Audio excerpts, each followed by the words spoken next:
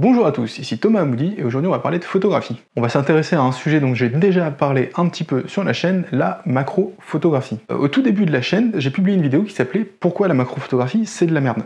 Ça devait être la 5e, 4e vidéo de la chaîne, quelque chose comme ça, donc elle venait tout juste d'ouvrir. Ça a suscité beaucoup de commentaires, beaucoup d'échanges, ça a fait beaucoup de vues, ce qui était un peu le but aussi. Mais du coup j'ai envie de revenir sur le sujet quelques mois après, à froid, et de vous raconter un peu ce que ça m'avait appris sur la façon de faire du contenu sur YouTube, sur la macrophotographie, sur les interactions avec l'audience, etc.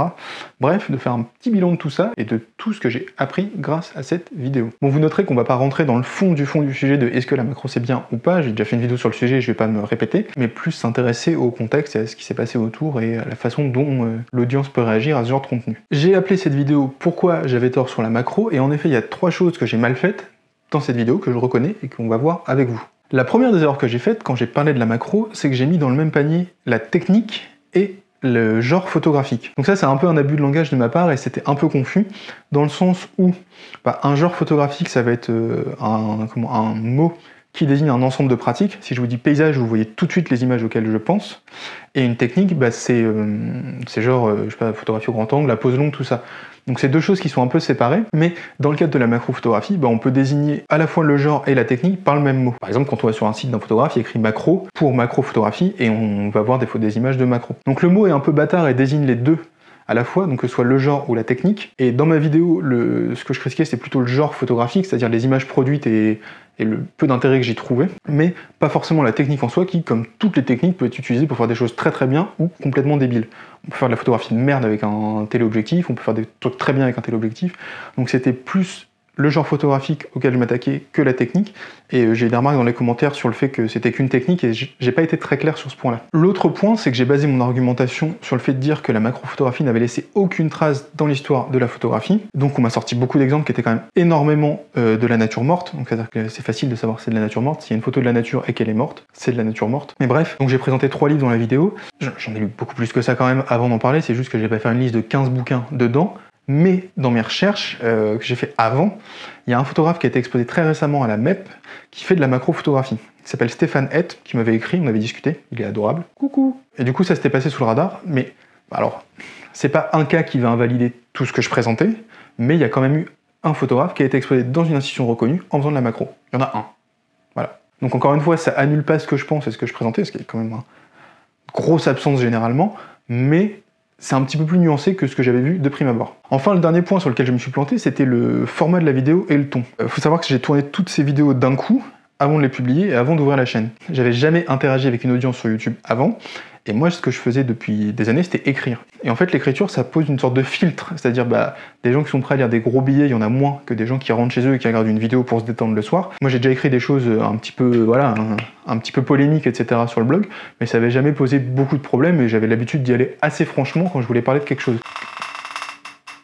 Désolé pour le petit décalage dans la lumière, il y a une de mes lampes qui a claqué pendant que je tournais, bref, je reprends. Donc ce que je disais, c'est que le ton était assez polémique et moqueur, ce que j'ai l'habitude de faire à l'écrit, mais qui à l'oral peut brusquer un peu plus les gens, était un peu peut-être mal dosé pour un début sur YouTube. Donc du coup voilà, je vais essayer de faire attention à pas faire trop de contenu polémique et à pas trop rentrer dans le sujet parce que je sais que ça vexe les gens et que c'est pas du tout une bonne idée. Ah, j'oubliais, je pense aussi que s'il y a eu beaucoup d'échanges et beaucoup d'interactions sur le sujet, c'est parce que les gens qui défendent la macro sont débiles.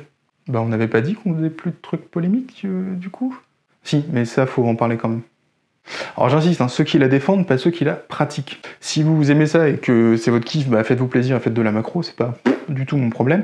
Moi, je veux juste revenir sur la façon d'argumenter que j'ai eu dans les vidéos, parce qu'il y a plein de trucs à apprendre là-dessus, sur comment échanger sur Internet et comment aussi ne pas passer pour un abruti quand on commente et quand on critique un contenu. Alors à l'écran, je vais vous présenter ce qu'on appelle la cible de Graham. Cette image de la cible de Graham, elle a été présentée sur la vidéo du chat sceptique, que je reprends ici. En fait, elle présente une cible qui permet de savoir si vous argumentez correctement avec quelqu'un ou pas du tout. Donc on va rapidement passer dessus, après je vais vous donner des exemples que j'ai eus, et pourquoi c'était un peu débile d'argumenter comme ça pour défendre la macro. Donc en fait, c'est assez simple, plus vous êtes proche de la cible, plus votre argument est pertinent et votre commentaire est pertinent, plus vous vous en éloignez, plus en gros votre intervention ne sert à rien et ne fait pas avancer le débat et n'a aucun intérêt. Donc en fait, quand vous êtes dans la zone verte, la zone plus 3 points, ça consiste à identifier une thèse et à la réfuter. Par exemple, dans le cadre de la macro, ça aurait été de dire « tu bases ton analyse sur le fait qu'elle n'est pas présente dans l'histoire, mais regarde, voici des exemples où elle est présente, etc. » Ça, j'en ai eu très peu, j'ai eu beaucoup d'exemples, comme j'ai dit, photographie de nature morte, mais vraiment des exemples de macro, j'en ai pas eu. Par contre, l'exemple de Stéphane Hett dont je viens de parler, là, ça rentre là-dedans. Ça va à l'encontre de la thèse que je pose et c'est un vrai argument contre. La deuxième point, c'est de réfuter une parole, donc de prendre juste un point de la vidéo et de le contredire. Donc là, ça réfute pas la thèse principale qui est défendue, mais juste « Ah, tu donnes cet exemple-là, mais cet exemple-là n'est pas bon pour cette raison. » Donc là, c'est encore une fois quelque chose qui est bien à faire. Ensuite, vous pouvez contredire en argumentant. C'est pas forcément s'attaquer à la thèse, c'est aller dans le sens inverse de l'argumentation que j'ai présentée, mais sans pointer directement sur ma thèse. En disant par exemple, tu dis que la macro n'a pas d'intérêt, mais elle est cool parce qu'elle permet de découvrir la nature. Donc c'était pas forcément mon sujet, moi je parlais du point de vue culturel et historique, mais c'est apporter un argument qui va dans le sens de ce que je critiquais. C'est pas vraiment dans le sujet, c'est un petit peu à côté, mais on est quand même dans un échange d'idées qui passe plutôt bien. Ensuite, vous pouvez contredire sans argument, ça j'en ai beaucoup, moi je suis pas d'accord, etc. blablabla. Contredire sans argument, ça ne fait, à partir de là, on fait plus avancer le débat. Et à partir de maintenant, on va passer le cercle rouge, donc on rentre dans la zone où ça ne sert absolument plus à rien d'échanger avec la personne, et très souvent, ça se retourner en ban directement. Donc après, vous pouvez attaquer la forme du propos. Attaquer la forme du propos, c'est dire c'est une vidéo de merde, je me fais chier, etc. blablabla.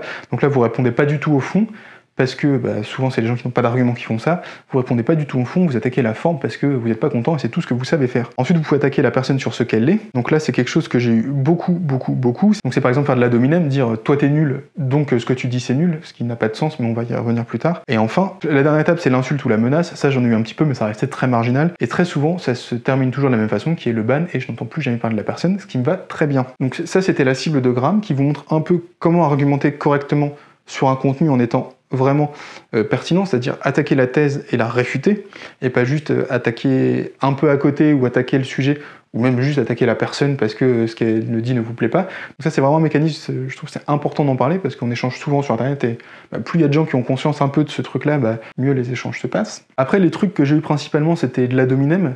Ad hominem, c'est ce que je disais, c'est attaquer la personne pour ce qu'elle est plutôt que de répondre à ses arguments. C'est comme dire par exemple ah tu dis ça mais tu fais des photos de merde, ce qui change rien au sujet. En fait, par exemple si je vous dis qu'il va pleuvoir et que vous me répondez t'es débile, t'as pas pris un parapluie, la pluie tombe quand même. Vous voyez ce que je veux dire? C'est pas en invalidant la personne que vous invalidez les propos. Mais ça c'est un truc assez courant sur internet sur lequel on tombe très rapidement dès qu'il n'y a plus d'arguments. Ensuite j'ai eu beaucoup d'anti-intellectualisme, donc l'anti-intellectualisme c'est un peu de critiquer les personnes qui lisent des livres et qui font la promotion un peu de l'érudition, du contenu et un peu de vulgarisation, etc.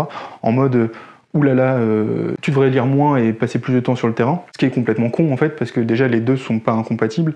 Vous me voyez toutes les semaines sur YouTube, mais moi je fais des vidéos qu'une fois par mois environ. Et encore une fois, c'est attaquer la personne plutôt que le contenu, et ça n'apporte rien du tout. Mais c'est une façon un peu d'écarter le sujet, de se dire ça c'est les intellos, leur avis m'intéresse pas.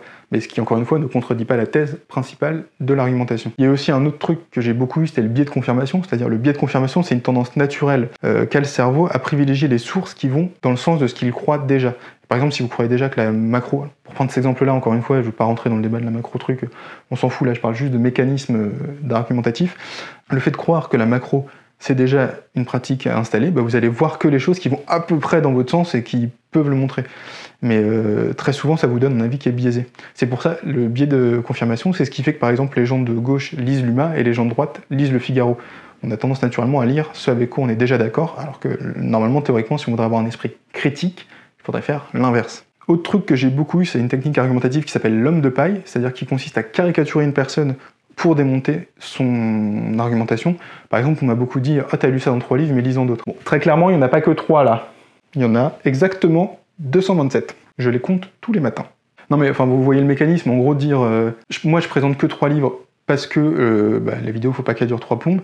On va me dire « Ah bah non, t'avais lu que 3 livres, dans les autres il y en a, donc arrête. » Ce qui n'est pas vrai. Parce qu'il y a plein d'histoires de la photographie derrière moi que j'ai lues, mais ça c'est une façon un peu de passer en force et de tenter de discréditer une thèse, mais ça marche pas, encore une fois, quand on sait le repérer. Ah, et le dernier point que j'ai eu, et ça c'est très courant dans la photographie, et je pense que c'est ce qui fait que les gens en général deviennent touchy quand on critique certaines pratiques ou certaines choses, c'est qu'il y a beaucoup de gens qui font pas de différence entre eux et leur pratique, entre leur ego et leur pratique. C'est quelque chose qu'il faut détacher pour avoir un regard critique sur son travail, etc. Si je trouve qu'une pratique est débile, ça ne veut pas dire que vous êtes débile. De même, si par exemple dans une revue de portfolio, on me dit que mon travail est nul, ça veut pas dire que moi je suis nul en tant que personne. C'est-à-dire que sur ce coup-là, je me suis foiré et bah voilà, faut travailler, etc. Mais ce distinguo entre son travail et sa photographie, il faut l'avoir parce que sinon, bah, on n'avance pas et on prend tout pour soi et voilà. Et ça explique le genre de comportement qui deviennent un peu agressif dès qu'on commence à attaquer certains points qui sont sensibles chez les gens. Alors, par cette vidéo, j'ai pas parlé beaucoup de photographie, on était plus sur une sorte de petit billet d'humeur, mais je trouvais ça important d'en parler parce que vous, peut-être que vous interagissez une fois de temps en temps avec moi en m'envoyant un message, un commentaire, un truc, mais de mon côté, moi, c'est tous les jours que je discute avec les gens parce que forcément, s'il y a 50 personnes qui postent un commentaire tous les jours, moi, ça m'en fait 50 auxquels répondre. Donc, on n'a pas forcément, vous et moi, le même point de vue sur le sujet. Je trouvais ça intéressant de revenir là-dessus, de revenir sur ces mécanismes-là, parce qu'on les trouve tout le temps dès qu'on discute avec des gens sur Internet, que ce soit sur les forums, que ce soit sur les groupes Facebook, etc. C'est des mécanismes qui reviennent assez régulièrement.